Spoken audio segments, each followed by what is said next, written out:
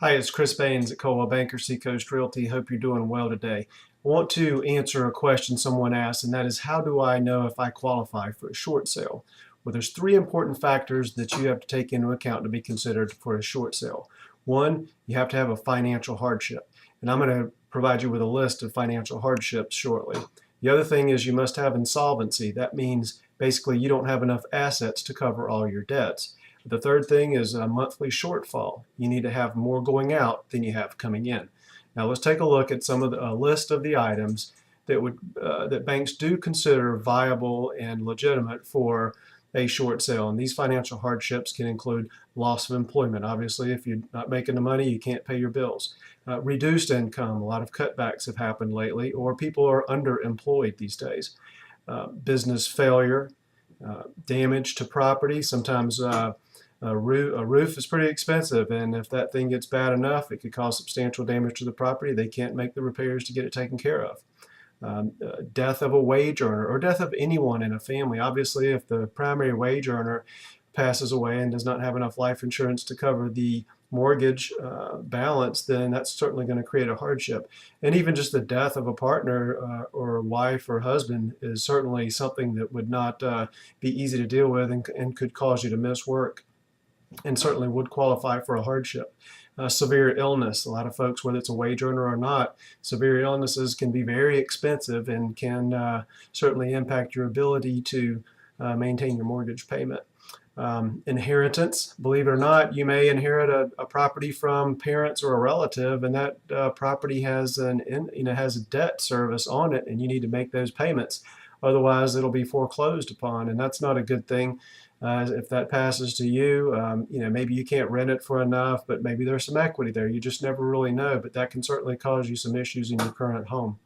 Relocation is not always our choice. Sometimes our jobs move us, and if we want to stay gainfully employed, then we need to move. And if we have to sell the house that we're in and it is worth less than what we paid on it, then you're certainly in a short situation, and that's a viable reason to seek a short sale.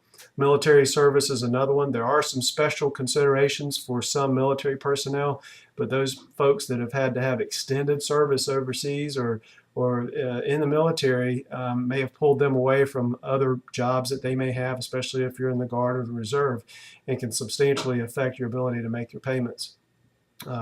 Payment increase or mortgage adjustment, that's another big one. A lot of times folks had adjustable interest rates that were set to go up after a certain number of years, and a combination of increased payments, depreciation, inability to refinance to the good interest rates that we have right now. But the problem is, if the property doesn't appraise, then you're never going to make that happen.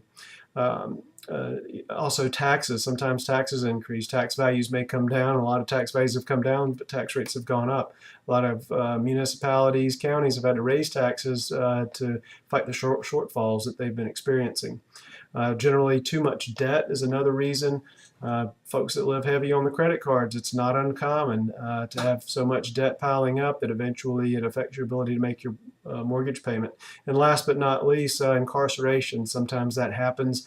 Someone finds themselves in jail for some trouble, and you may have some remaining family members that are not able to make that payment, or even if it's just the owner that's found themselves in jail, obviously they're not going to be able to make that mortgage payment if they're in jail. So these are the qualifications for doing a short sale.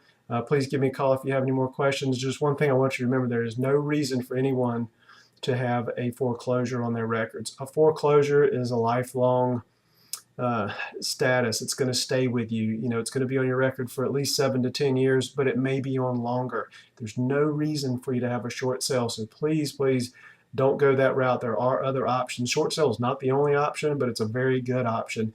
Folks with short sales can often get themselves back together and credit-worthy wise be in a position to buy themselves another house within 2 years, maybe less, maybe a little bit more, but somewhere around 2 years is the average. So certainly a consideration. Call me if you have any questions. Look forward to hearing from you.